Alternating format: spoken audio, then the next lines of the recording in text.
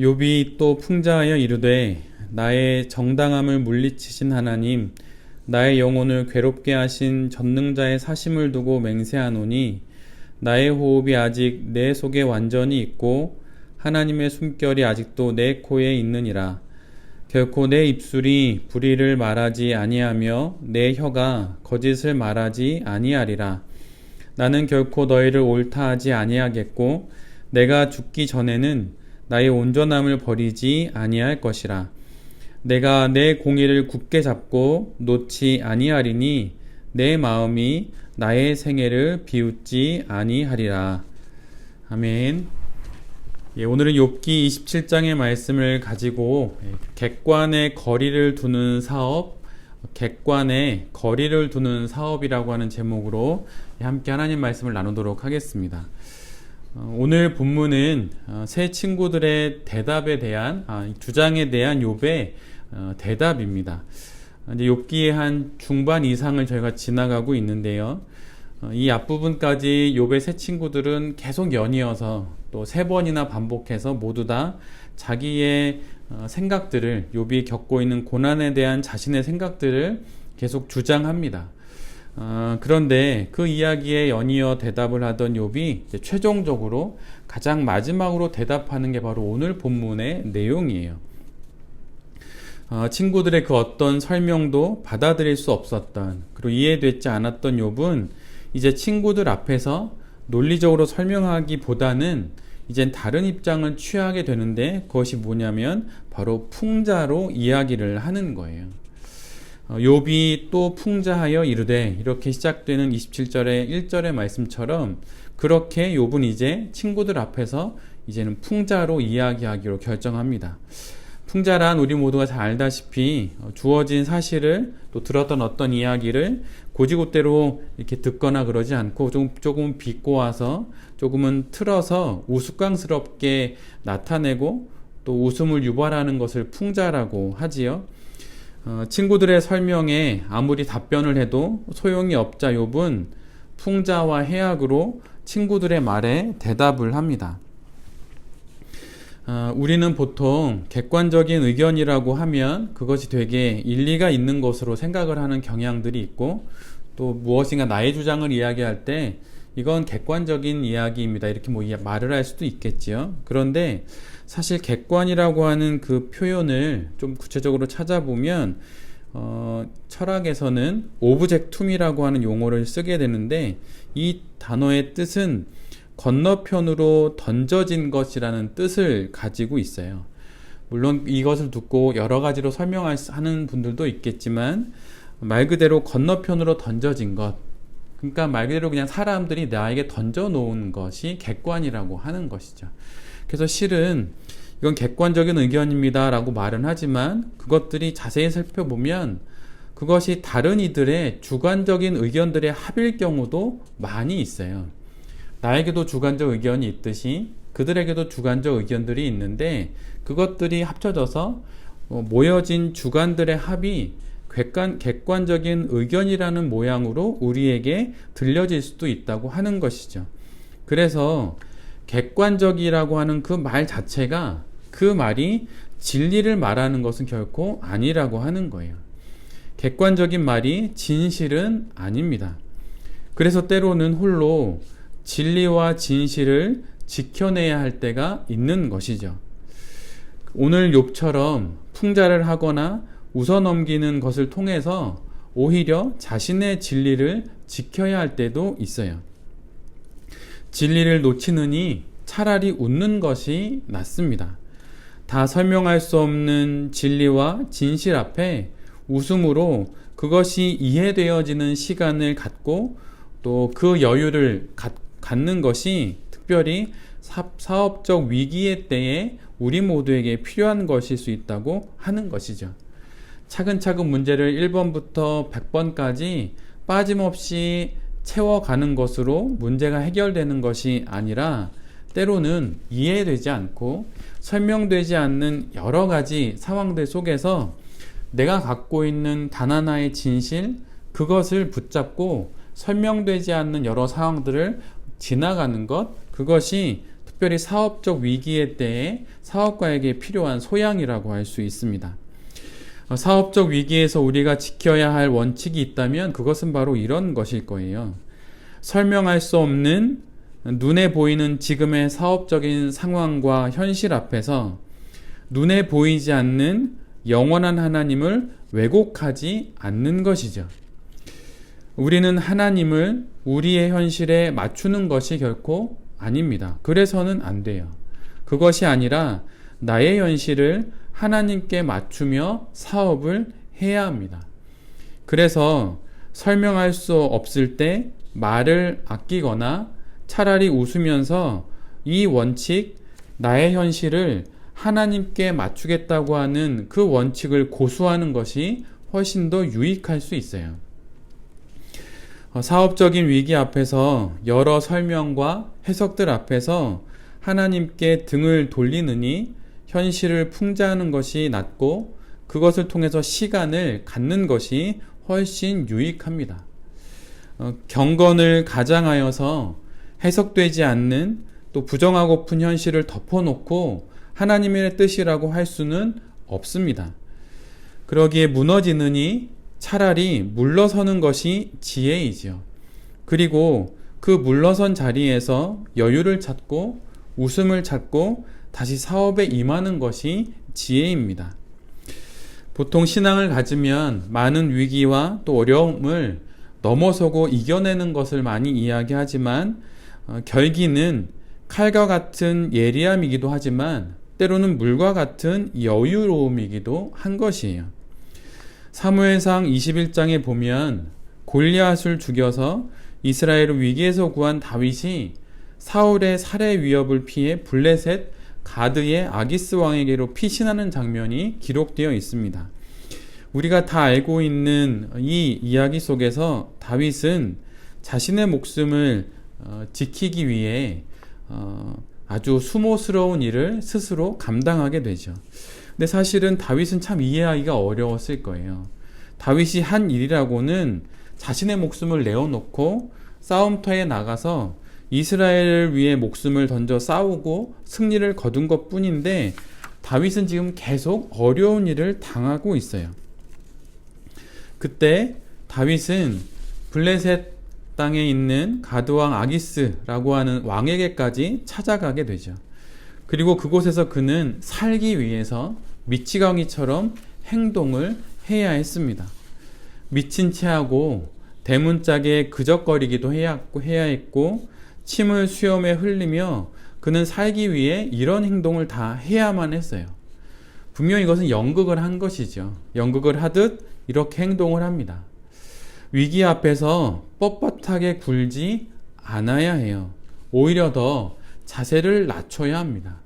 훗날을 기약하며 그리고 지금 해석되지 않는 이 일들이 언젠간 이해될 것을 기약하고 또한 기대하면서 이 시간을 오늘의 다윗처럼 지나가야 하는 것이죠. 사자성어 중에 과하지욕이라고 하는 말이 있어요. 과하지욕.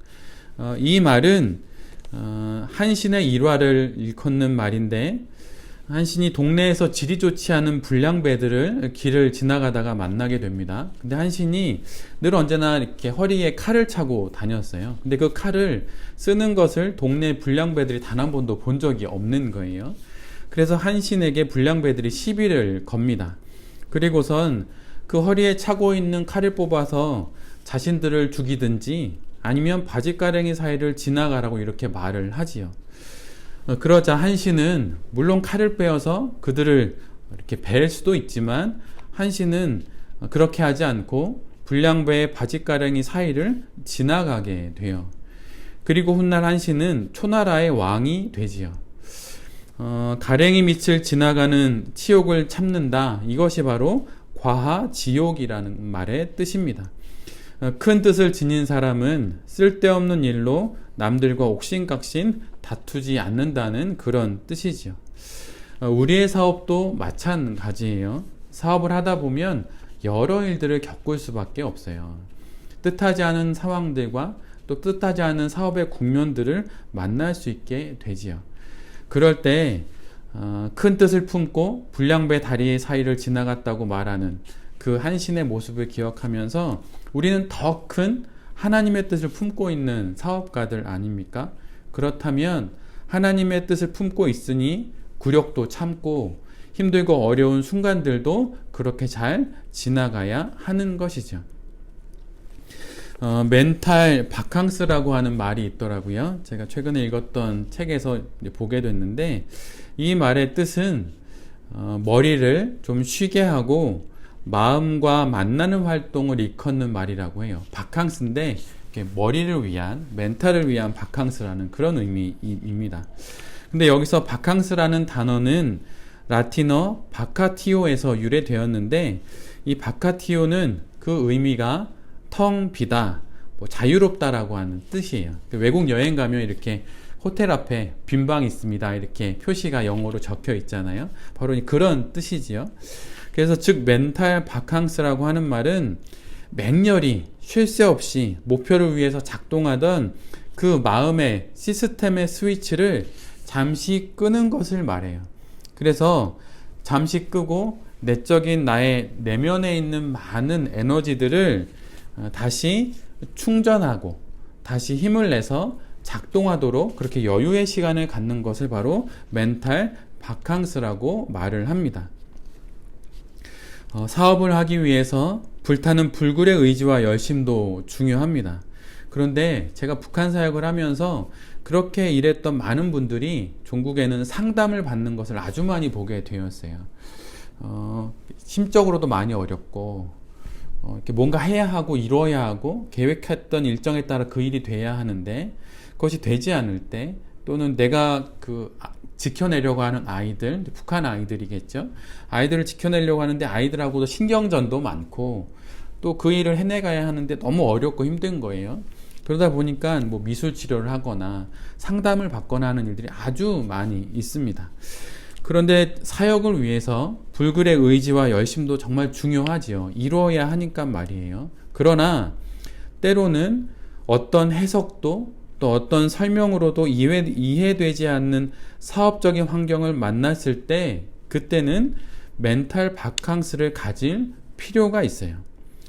그렇게 여유가 생겨야 새로운 아이디어도 나오고 사업에 닥친 문제들도 해결할 여지를 새롭게 발견할 수 있기 때문입니다. 스트레스가 너무 크고 에너지 소모가 많을수록 자기 마음과 만나는 시간을 더 밀도 있게 가져야 하는 것이에요. 이런 멘탈 바캉스와 함께 현재 사업적 환경에 대한 사람들의 평가도 변하지 않는 진실과 진리가 아니라 하나의 의견으로 받아들일 수 있어야 합니다. 의견을 진실인 양 착각하지 않아야 하고 내 자신 또한 내 의견을 불변의 진리인 양 그렇게 남에게 전하지도 않아야 하는 것이죠. 여러분은 불안이 무엇이라고 생각하시나요? 어느 신경정신과 의사는 불안이란 우주의 블랙홀과 같다고 이야기를 하더라고요. 왜냐하면 내 마음의 모든 에너지를 빨아들이기 때문이라고 하는 거예요. 그래서 사업적인 어려운 환경에서 때로는 조금 떨어져서 상황을 바라볼 필요가 있습니다. 분명 그것은 어떻게든 해결될 거예요. 지나갈 것입니다. 사람 때문도 아니고 지금 어떤 여러 상황 때문도 아니에요.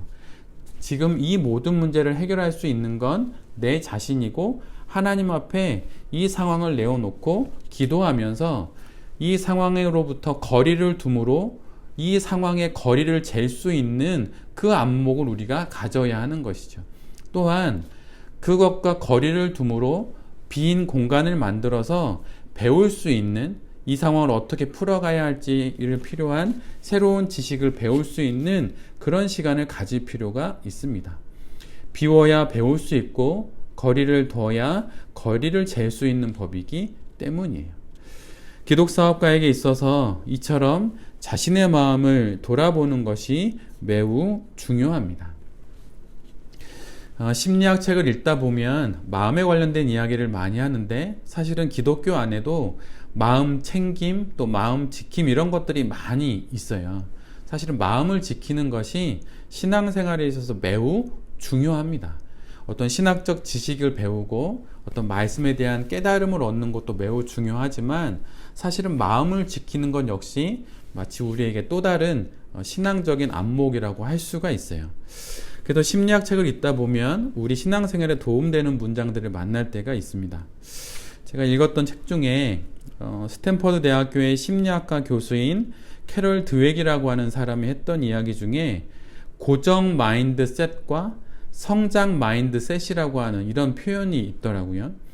이 중에서 고정 마인드셋이란 이렇게 고정된 마음이라고 볼 수 있겠죠. 이것은 재능과 능력은 정해져 있다고 생각하는 거예요. 지금 내게 닥친 이 문제는 더 이상 풀 수 없고 꽉 막혔다 이렇게 생각하는 것과 같은 것이죠. 그래서 이런 생각을 갖고 있고 기본적으로 이 사람들의 가장 중요한 것은 빨리 문제를 해결해서 남들보다 능력 있는 것을 보여주려고 하는 이제 그런 마음들을 갖는 사람들이 이렇게 고정된 관념을 많이 갖는다고 하는 거예요.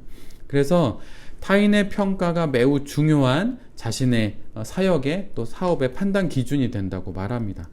따라서 새로운 도전을 하기에 자꾸 주저하게 되고 문제가 닥치면 그곳에 매몰되고 다른 사람들의 말에 너무 자주 흔들리는 그런 사람들이 바로 고정 마인드셋을 가진 사람이라고 말을 하더라고요.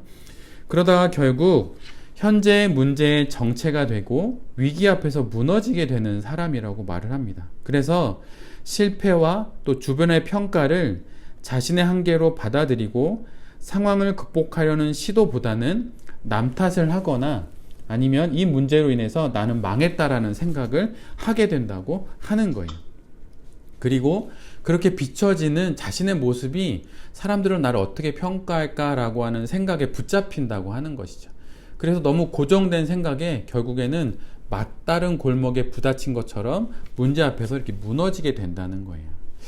반면에 성장 마인드셋은 재능과 능력은 배움을 통해서 충분히 향상시킬 수 있고 닥쳐온 문제들은 분명히 해결할 방법이 있다고 여기는 거예요. 그래서 이 사람들은 문제 해결이나 이런 게 중요한 게 아니고 물론 그것이 반드시 해결해야 되는 일이지만 해결하지 못한다 하더라도 시도하는 게 훨씬 더 중요하다고 보는 거예요. 그리고 남들에게 똑똑하게 보이는 것이나 인정받는 것보다는 문제 앞에서 배우는 것에 대한 욕구가 훨씬 더 큰 사람들입니다.